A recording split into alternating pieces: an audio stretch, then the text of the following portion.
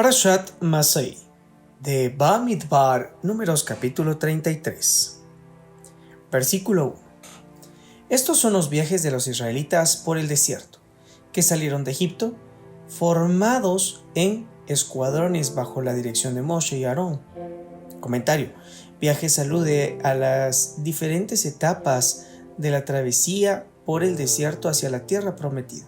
En sentido metafórico, alude a las diferentes etapas de nuestro viaje por la vida y también alude a los viajes que elevan a la persona a través de la observancia de la Torá y las mitzvot. Versículo 2.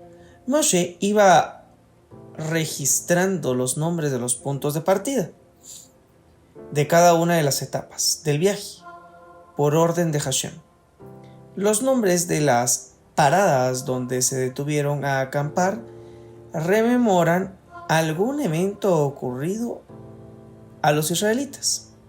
Los siguientes son los puntos de partida de cada una de las etapas del viaje. Salieron de Ramsés el día 15 del primer mes, el día posterior a la ofrenda de Pesaj. Comentario. O sea, salieron el 15 de Nisan del año 2448, contando desde la creación. Como referencia vale decir que el año 2000 del calendario gregoriano es el año 5760 de la creación, tomando la diferencia cronológica entre ambos calendarios y trasladándola a aquel punto de la historia. Podríamos decir entonces que ese 2448 fue el año 1313 antes de la era común.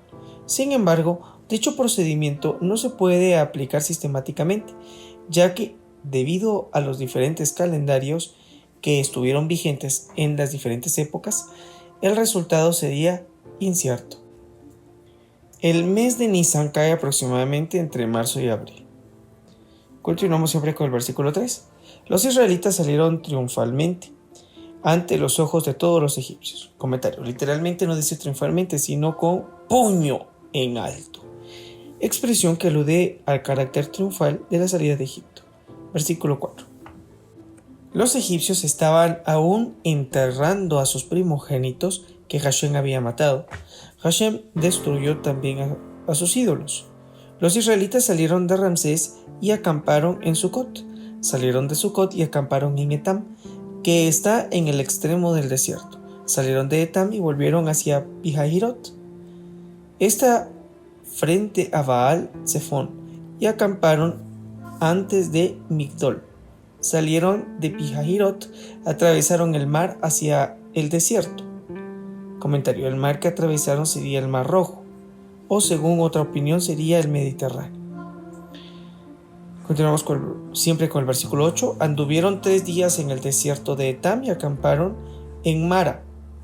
El cruce del mar fue el 21 de Nisan del año 2448, que sería bien el lunes 31 de marzo del año 1313 antes de la era común. Salieron de Mara y llegaron a Elim. En Elim habían 12 fuentes de agua y 70 palmeras, y allí acamparon. Salieron de Elim y acamparon junto al Yam Suf, al Mar Rojo. Continuamos con Bamidbar, Números, capítulo 33, versículo 11. Partieron del Yam Suf, Mar Rojo, y acamparon en el desierto de Zin. Yam Suf literalmente significa mar de juncos. Versículo 12. Partieron del desierto de Zin y acamparon en Dofka. Salieron de Dofka y acamparon en Alush. Salieron de Alush y acamparon en Refidim, donde no había agua para que tome el pueblo.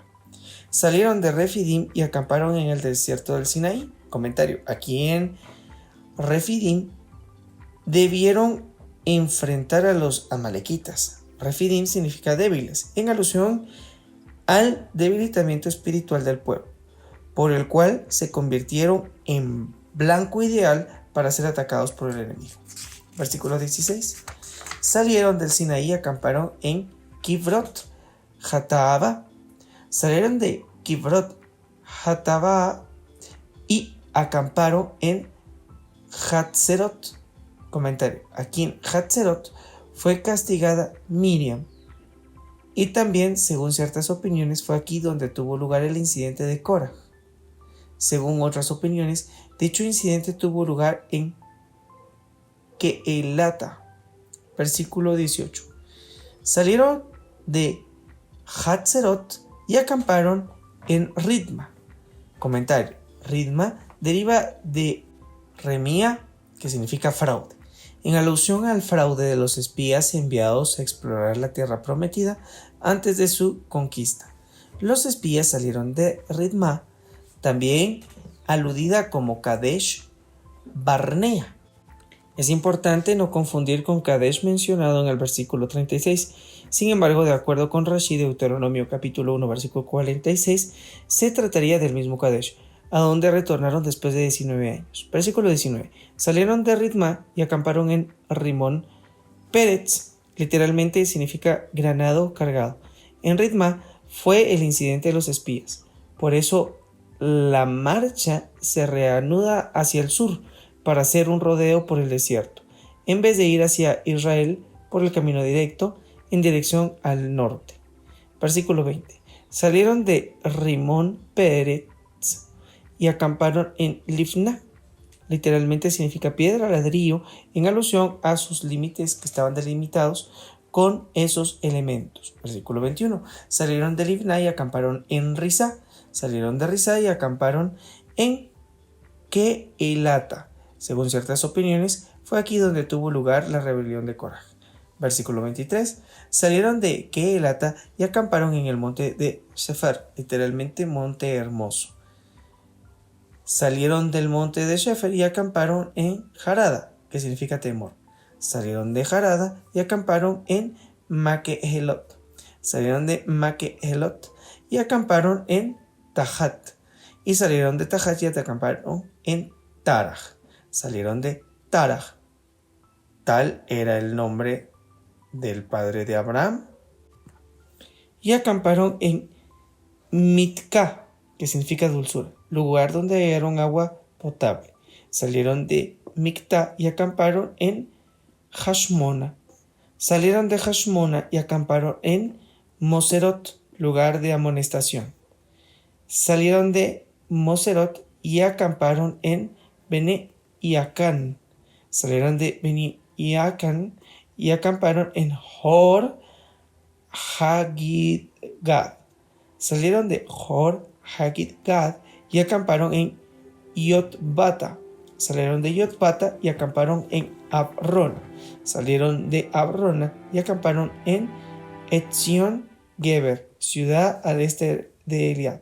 Salieron de Etzion Geber y acamparon en el desierto del Sin, que es Kadesh. ¿A qué falleció Miriam? El 1 de Nisan del año 2488, que bien podría ser un martes 17 de marzo del año 1273 antes de la era común. Según otra opinión, falleció el 10 de Nisan. Estamos en el último año de la travesía por el desierto. Versículo 37. Salieron de Kadesh y acamparon en el monte Hor, en el límite sur de la tierra de Edom. El sacerdote Aarón ascendió al monte Hor y falleció allí, por boca de Hashem. Comentario. Murió con el beso de Hashem. Esto es, directamente a manos de Hashem, sin intervención del ángel de la muerte. Continuamos siempre con el versículo 38. A los 40 años del éxodo de los israelitas de la tierra de Egipto, el día primero del quinto mes del calendario hebreo, es decir, un lunes 1 de Av del año 2448, Aarón tenía ya 123 años al fallecer en el monte Hor. Versículo 40. El cananita, rey de Arad, escuchó habitar al sur de Canaán. Cuando llegaron los israelitas, escuchó que Aarón había fallecido y que las nubes de gloria abandonaron a Israel. Entonces pensó que era vulnerable a un ataque. Versículo 41. Salieron del monte Hor y acamparon en Salmona. Salieron de Salmona y acamparon en Punón. Salieron de Punón, acamparon en Obot. Salieron de Obot y acamparon en los pasos desolados del desierto, que conducen a Israel vía Montenegro, literalmente ruinas de Avirim, en el límite de Moab. Continuamos con el versículo 45. Salieron de los pasos desolados y acamparon en Davon Gad. Comentario: Davon Gad está ubicado sobre la margen norte del arroyo Sered, que corre perpendicular al Mar Muerto y desemboca en su extremo sudeste. Davon Gad significa expresión de suerte, en alusión a que en este lugar finalizó el decreto de la muerte para la generación en el desierto. Versículo 46. Salieron de Davon Gad y acamparon en Almón Diblatayama y acamparon en los montes de Avarim frente a Nebo. Salieron de los montes de Avarim y acamparon en las planicies de Moab junto al Jardén. En la margen opuesta a Jericó, acamparon junto al Jardén desde Bet Jashimot hasta Abel Hashittim, que significa planicie de Shittim, en las planicies de Moab. La planicie de Shittim, comentario, fue la última parada antes de cruzar el Jordán hacia el oeste, hacia la tierra prometida. Todo el campamento israelita se extendía a lo largo de 12 kilómetros aproximadamente. Hashem había decretado que los hebreos deberían deambular 40 años por el desierto, pero no fueron 40 años de crueldad, sino de misericordia. En cada parada estuvieron el tiempo suficiente para recuperarse y seguir adelante. De las 42 paradas que conformaron el viaje desde Egipto a la tierra prometida, en el primer año recorrieron 14. Hashem procuraba conducirlos rápidamente a Israel. Al cabo de ese año llegaron a Kadesh Barnea, y fue allí donde Hashem decretó que debían permanecer en el desierto durante 40 años. En Kadesh Barnea o Ritma acamparon durante 19 años. Luego recorrieron 19 etapas durante 19 años, a razón de una etapa por año. Y finalmente, en el último año, después del fallecimiento de Aarón, recorrieron las últimas 8 etapas. Continuamos con Bamidbar, Números capítulo 33, versículo 50. Hashem se dirigió a Moshe en las planicies de Moab, junto al Jardín en la margen opuesta a Jericó, y le dijo: transmíteles a los israelitas lo siguiente. Diles, cuando crucen el Jordán, hacia la tierra de Canaán, expulsen de la presencia de ustedes a todos los habitantes del país, destruyan todos sus templos, destruyan todas sus imágenes idólatras de hierro fundido y arrasen todos sus altares. Tomen posesión de la tierra y establezcanse allí, pues ustedes les doy en posesión eterna ese territorio. Comentario. Otra interpretación podría ser: cuando expulsen de ella a sus habitantes, entonces podrán ustedes establecerse exitosamente en ella. Versículo 54. Repártanse el territorio por sorteo entre las tribus, literalmente entre familias, de ustedes, una tribu más numerosa que reciba una propiedad en parte mayor y una menos numerosa que reciba una parte menor. Cada uno se establecerá allí donde indique la suerte. Dividan la tierra de acuerdo a las tribus de sus padres. Comentario. O sea, el territorio que a cada tribu le ha tocado en suerte, que lo divida en partes iguales entre las ramas familiares que conformaban dicha tribu al momento de la salida de Egipto. Versículo 55.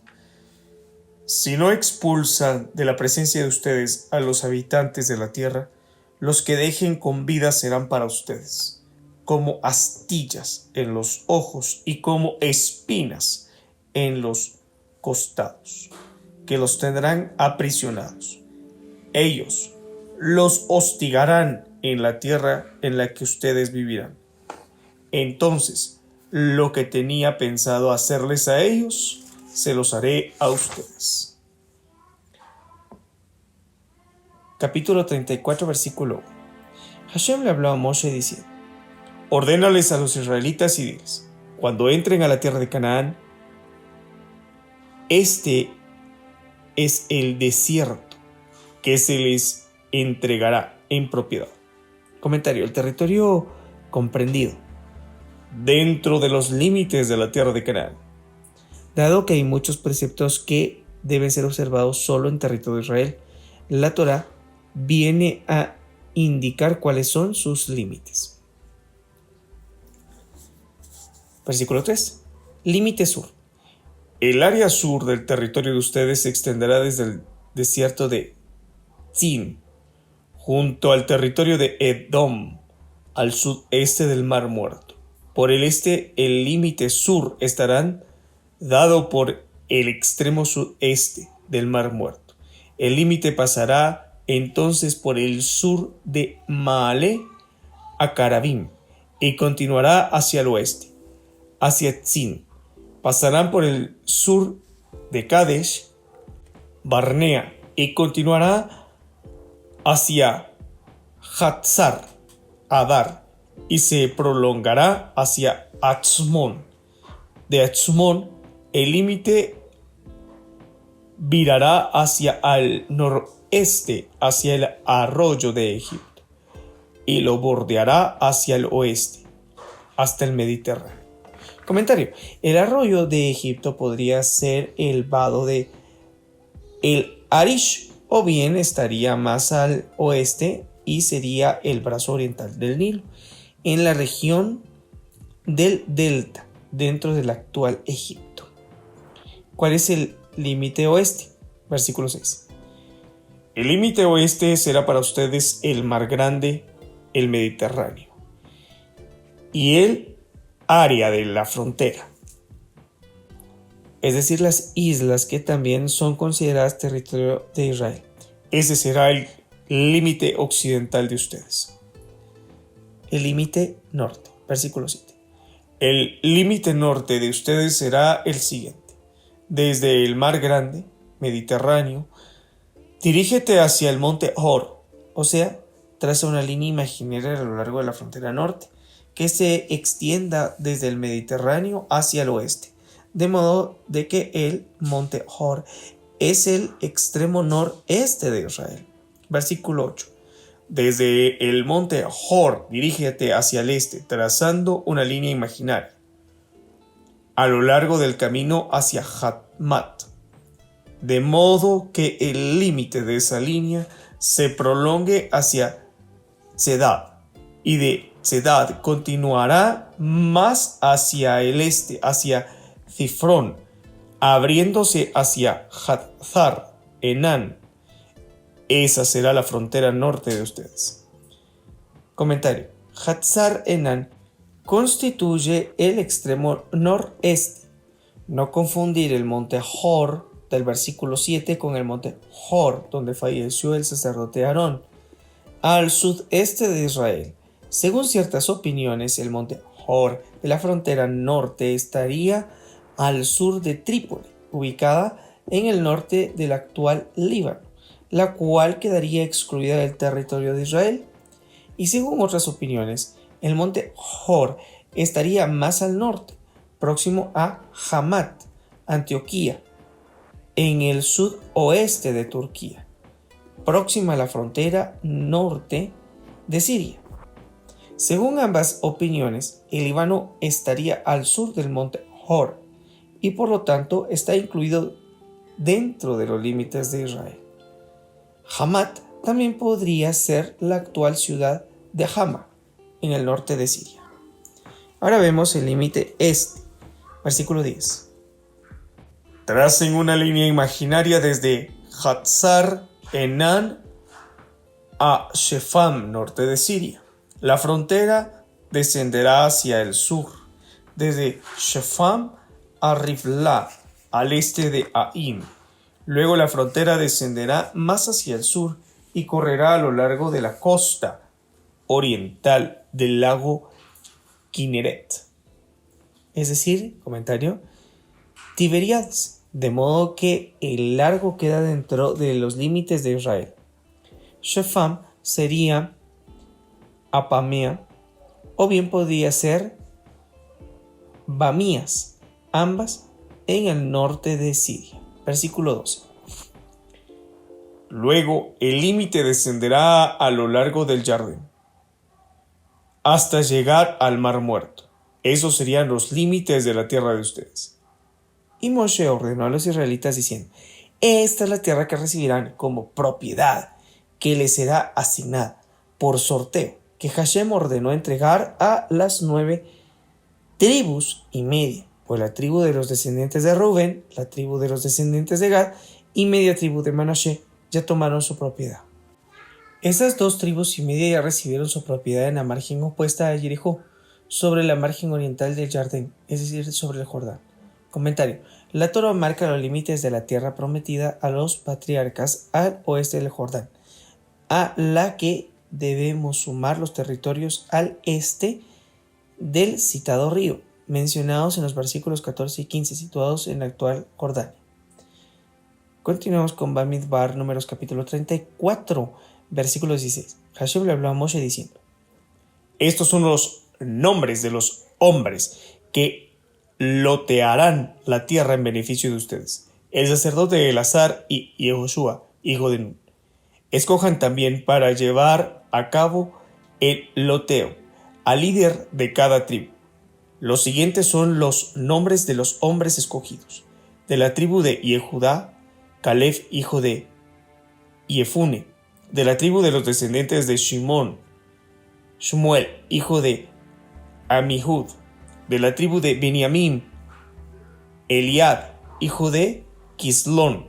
De la tribu de los descendientes de Dan, el líder es Buki, hijo de Yogli. De los hijos de Yosef, de la tribu de los descendientes de Manashe, el líder es Haniel, hijo de Ephod. Y de la tribu de los descendientes de Efraín, el líder es Kemuel, hijo de Shiftán. De la tribu de los descendientes de Zabulón, el líder es Elit Safán, hijo de Parnaj. De la tribu de los descendientes de Ashahar, el líder es Paltiel, hijo de Asán. De la tribu de los descendientes de Asher, el líder es Ahihud, hijo de Shelomí. De la tribu de los descendientes de Naftali, el líder es Pedahel, hijo de Amihud.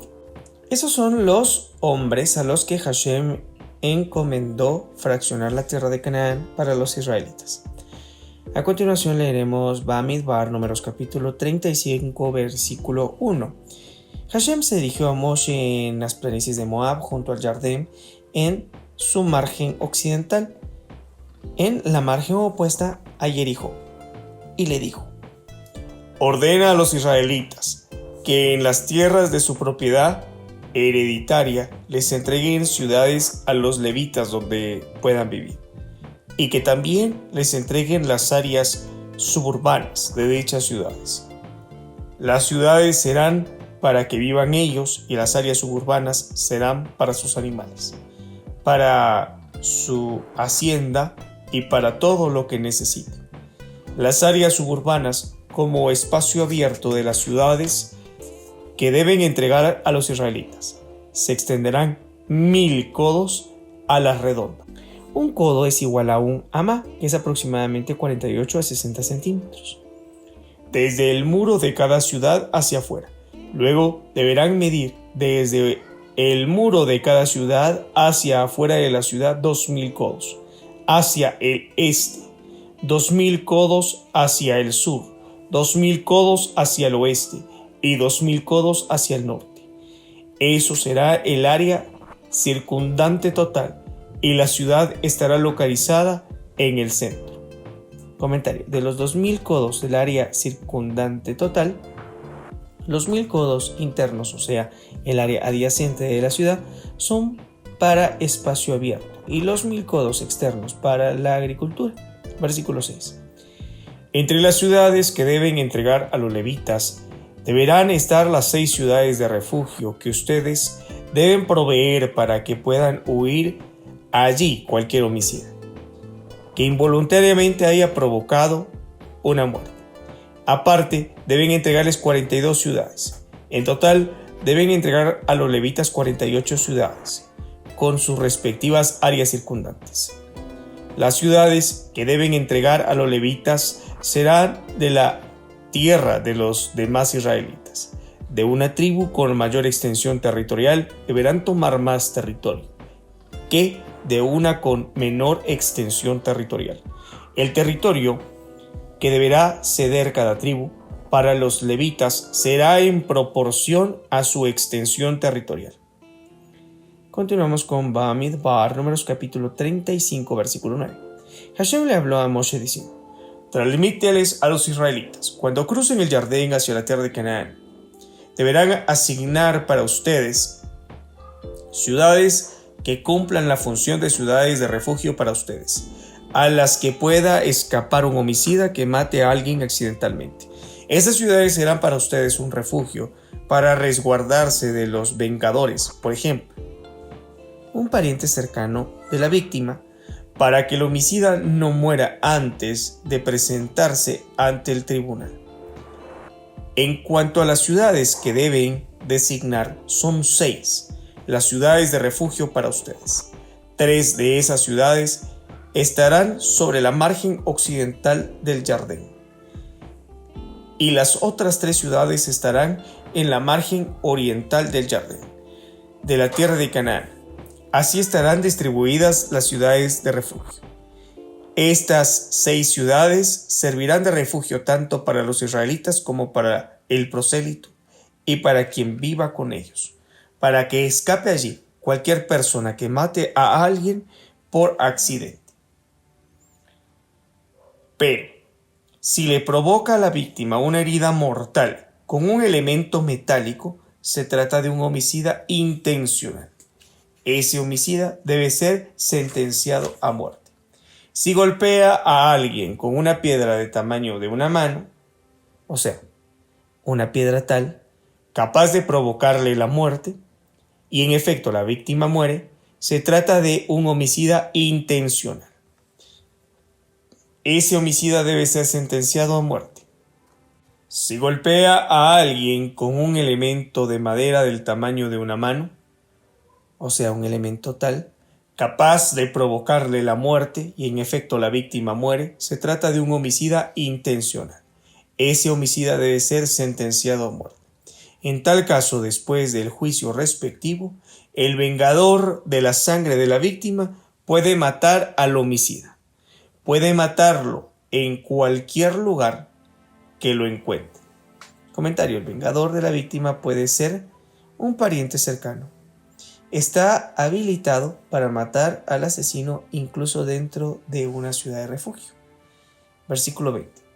Asimismo, si lo empuja con malicia o tira algo sobre él intencionalmente y la víctima muere, o si por odio lo golpea con su mano y muere, se trata de un homicida intencional que debe ser sentenciado a muerte.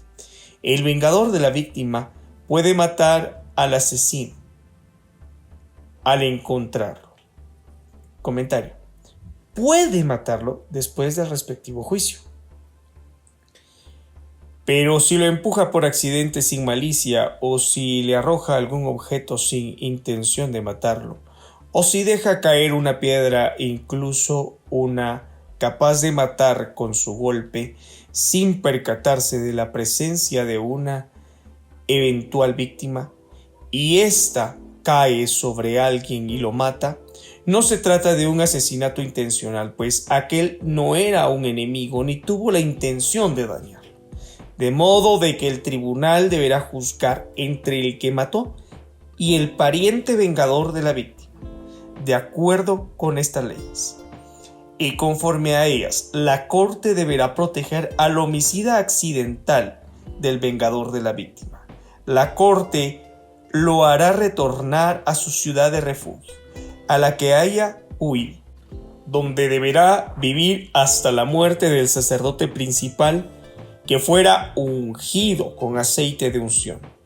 Y si el homicida llega a salir de los límites de la ciudad de refugio a la que haya huido, y el vengador de la víctima lo encuentra allí, fuera de los límites de su ciudad de refugio, si el vengador de la víctima lo mata, no es responsable del asesinato.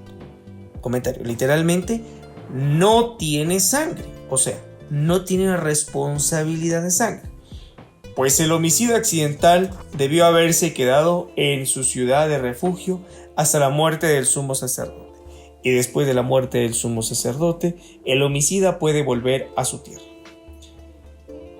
Estas son normas de ley para ustedes en todas las generaciones, en todo lugar en que residan. Comentario: incluso fuera del territorio de Israel. De esto inferimos que el Sanedrín, tribunal, tiene vigencia fuera de Israel, si paralelamente tiene vigencia dentro de Israel. Versículo 30.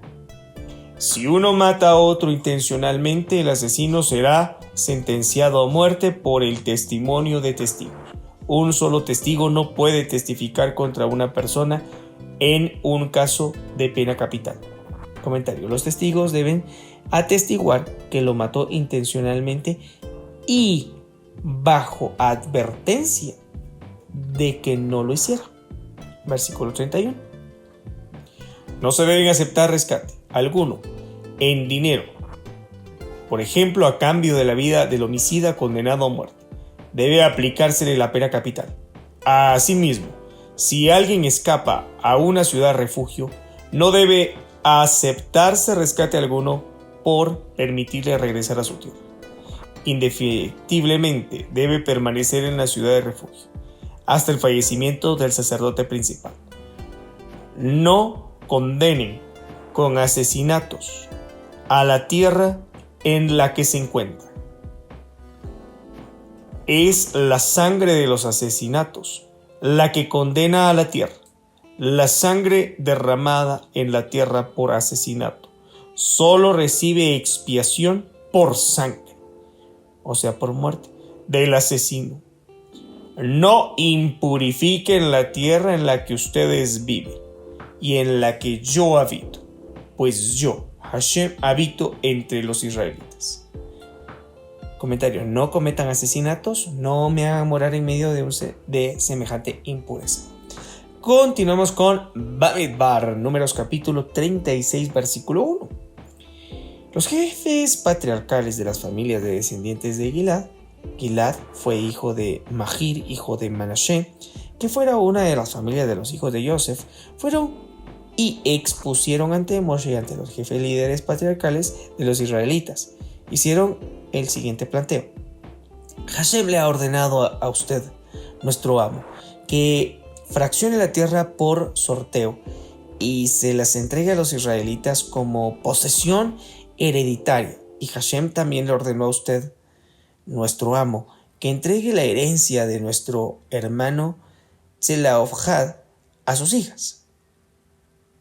Ahora, si ellas se casan con hombres de otra tribu israelita, la herencia de ellas dejará de integrar nuestro patrimonio hereditario que recibimos de nuestros padres y se agregará al patrimonio de la tribu de aquellos con quienes se casan.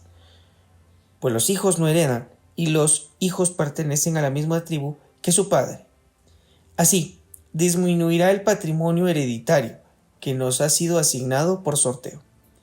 Nunca volverán esas tierras a nuestro patrimonio hereditario, ni siquiera cuando llegue el jubileo para los israelitas, pues la herencia de ellas pasará a integrar la herencia de la tribu de aquellos con quienes ellas se casen. Así, la herencia de ellas dejará de formar parte del patrimonio hereditario de las tribus de nuestros padres. Comentario: cada 50 años tiene lugar un jubileo cuando las tierras adquiridas, a diferencia de las tierras recibidas en herencia, vuelve a su propietario original. Versículo 5.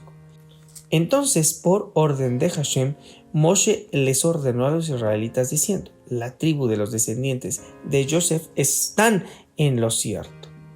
Y por consiguiente, esto es lo que ha ordenado Hashem respecto a las hijas de Tselofhad, diciendo que se casen con quien gusten, pero dentro de la tribu de su padre.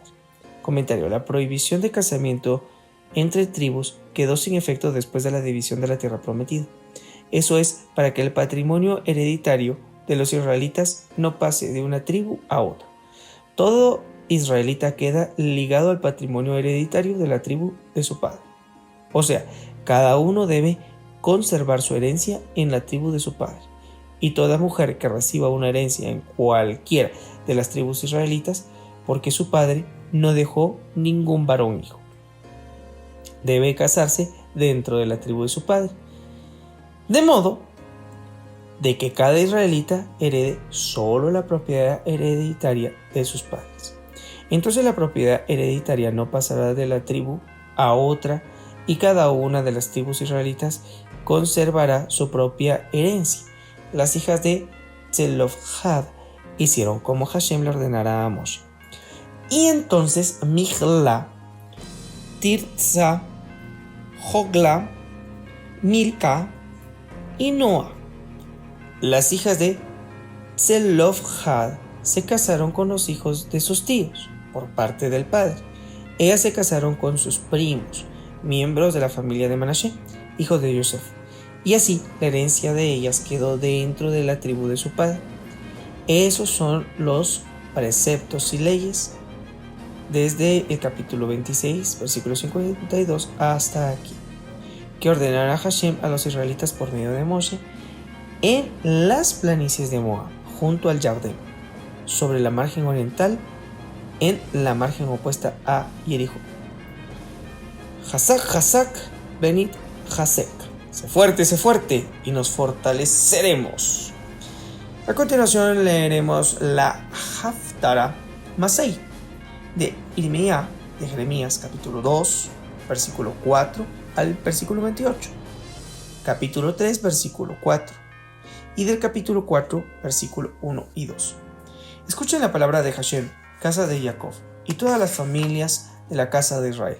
Así dice Hashem: ¡qué injusticia encontraron en mí sus ancestros, que se alejaron de mí para ir tras las frivolidades, hasta que ellos mismos se hicieron frívolos y ni indagaron dónde está Hashem, el que nos hizo salir de Egipto, el que nos guió por el desierto, por una estepa desértica, tierra de barrancos, tierra de devastación y tinieblas, tierra por la que nadie pasa ni ningún ser humano habita.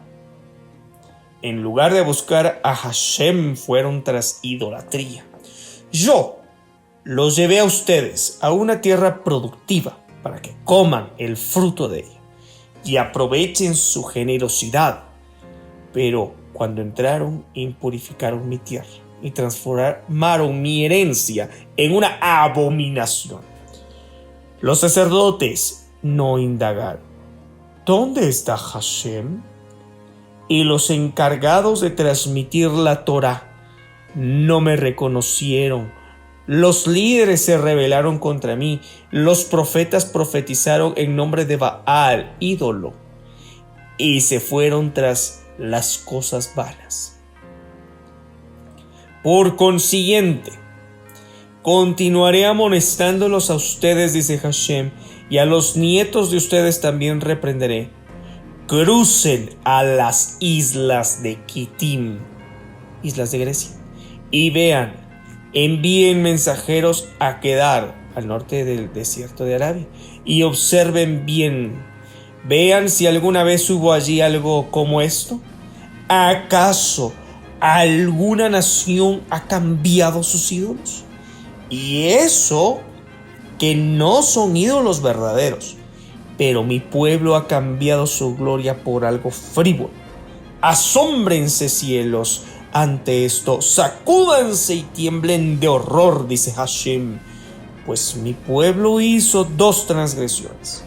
Me abandonaron a mí, fuente de agua de vida, para hacerse sus propias cisternas, pozos rotos, que no pueden contener el agua. Comentario, o sea, adoptaron ídolos que resultan tan ineficaces como un pozo roto. ¿Acaso Israel es un esclavo o nació en esclavitud? Entonces, ¿por qué fue hecho prisionero? ¿No será acaso por sus malas acciones? Pequeños leones enemigos rugen contra él y dan sus bramidos. Transforman su tierra en una devastación y sus ciudades son quemadas y dejadas sin habitantes.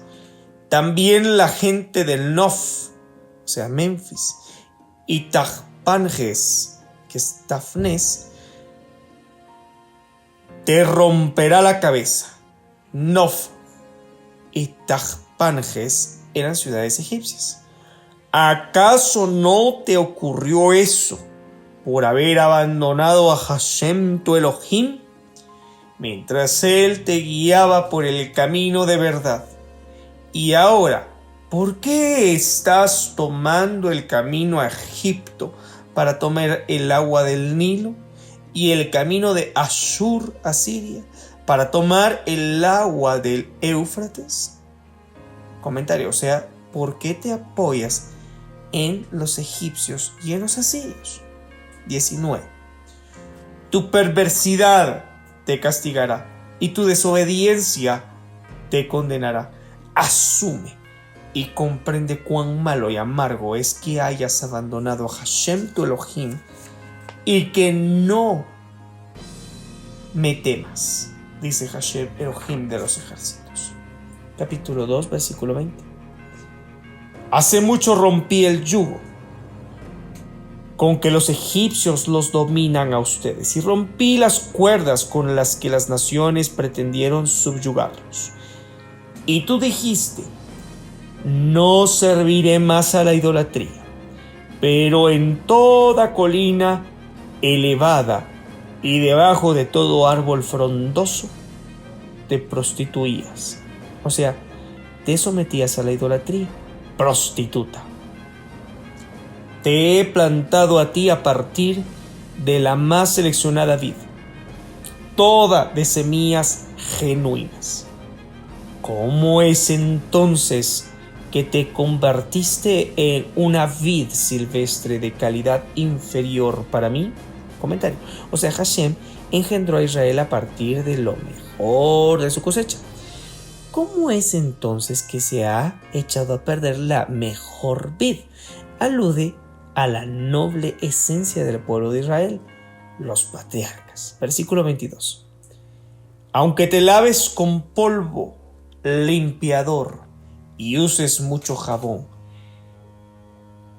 queda ante mí la mancha de tu transgresión, dice Hashem Elohim. ¿Cómo puedes decir, no me he impurificado, no he ido tras los Baales? Mira tus huellas en el valle y reconoce lo que hiciste. Eres como una camella ágil que se aparta de su camino, corriendo de un lado a otro para satisfacer su deseo. Eres como un asno silvestre habituado al desierto, que en su deseo aspira el viento y nunca vuelve a su lugar. ¿Quién puede detenerla en su estado salvaje? Los que la busquen no se cansarán, pues en su momento la hallarán. Cuando se calme, la podrán capturar. Cuida tu pie de andar descalzo y tu garganta de la sed. Comentario, o sea, no seas indiferente, no vayas tras las frivolidades. Pero tú dijiste, no hay esperanza, pues amo a los ajenos y tras ellos me iré. Ajenos alude a pueblos ajenos o ídolos ajenos. Como la humillación de un ladrón cuando es descubierto, así será humillada la casa de Israel. Ellos, sus reyes, son nobles, sus sacerdotes y sus profetas. Ellos le dicen a la madera: tú eres mi padre, y a la piedra: tú me diste a luz. Comentario, es decir, adoran a ídolos hechos de madera o de piedra. Pero a mí me dieron la espalda, no la cara. No obstante, en el momento de su desgracia dirán: Hashem, levántate y sálvanos. Pero, ¿dónde están entonces los dioses que te hiciste? Que se levanten si es que pueden ayudarte en el momento de tu desgracia, pues tus dioses eran tan numerosos como tus ciudades, Yehudá. Leeremos Jeremías capítulo 3, versículo 4. Y dice: pero ahora, después de haberte negado las lluvias, me dices, Padre mío, y me dices, eres el amo de mi juventud. Capítulo 4, versículo 1. Si te arrepientes, dice Hashem, retornarás hacia mí, o sea, yo te aceptaré. Si quitas tus abominaciones de mi presencia, no serás desterrado. Si cuando jures con la fórmula, así como Hashem vive, juras con sinceridad, con justicia y con rectitud, entonces las naciones se bendecirán a sí mismas a través de Israel. Comentario, o sea, unos a otros se desearán que seas tan digno como un israelita, y se glorificarán en ellas, diciendo, soy exitoso como un israelita. Capítulo 66 de Isaías, versículo 1. Así dice Hashem: el cielo es mi trono y la tierra es apoyo para mis pies. ¿Qué es entonces la casa que me edificarán? ¿Y qué mi lugar de descanso? Comentario, esta es una pregunta retórica significando: el cielo es mi trono, no necesito que ustedes me construyan un templo. Versículo 23. Acontecerá que en cada Rosh Hodesh, o novilunio, y en cada Shabbat, vendrá todo ser para prosternarse ante mí, dice Hashem. Entonces saldrán y verán los cadáveres de los hombres que se rebelaron contra mí, pues sus gusanos no morirán ni su fuego se apagará. Serán una desgracia para toda la humanidad. Y acontecerá que en cada Rosh Hodesh y en cada Shabbat vendrá todo ser a prosternarse ante mí, dice Hashem. Comentario. Los sabios dispusieron la reiteración del versículo 23 para finalizar el capítulo con palabras alentadoras. El nombre de la porción Masei significa jornadas. Todas las estaciones son equivalentes a las estaciones espirituales a lo largo de nuestra vida. Lo importante en este transitar es elegir el bien y desechar el mal. Ese es el objetivo. Ese transitar estuvo lleno de retos. En el siguiente mapa se observa detalladamente datos que pueden contribuir con el lector a descubrir elementos de la vanguardia, actuales, registros que muestran el lugar de la travesía. La instrucción que recibe el Creador es de que crucen el Jordán. Deben expulsar a las naciones que ahí se encuentran, erradicando así la idolatría. La palabra idolatría viene del hebreo aboda zará, que significa literalmente trabajo ajeno. Las ciudades de refugio que se narran en esta porción tienen esa bendición de poder dar oportunidad para estar resguardado y encontrar el rumbo correcto. Curiosamente, la vida quedaba purgada de la culpa al término de la vida del sacerdote de la ciudad. Esto muestra cómo un justo puede ayudar a muchos a encontrar el camino del arrepentimiento. Esta no es una vida para pasarla, sino para vivirla. En este sentido debemos viajar y comprender cada una de las etapas. No nos podemos quedar en alguna de ellas, sino debemos de avanzar hasta la meta. Es curioso leer que el pueblo de Israel se quejó de comida, de bebida, pero nunca de la mudanza. Durante estas 42 estaciones o 42 pasos no se quejaron de ello. ¿No será que ellos visualizaban esto como una oportunidad de crecimiento? Existen algunos temas que puedes profundizar. Puedes meditar sobre estas 42 jornadas y también medita en la frase: no te quedes estancado. Ahora pregúntate, ¿tú estás evolucionando o estás estancado? Mi nombre es Juan Carlos Castillo Rodríguez y ha sido un gusto compartir contigo esta porción llamada Masei. Puedes encontrarnos en nuestras diferentes redes sociales y en nuestro sitio oficial www.shedeur.com. Nos vemos hasta la próxima. Shalom.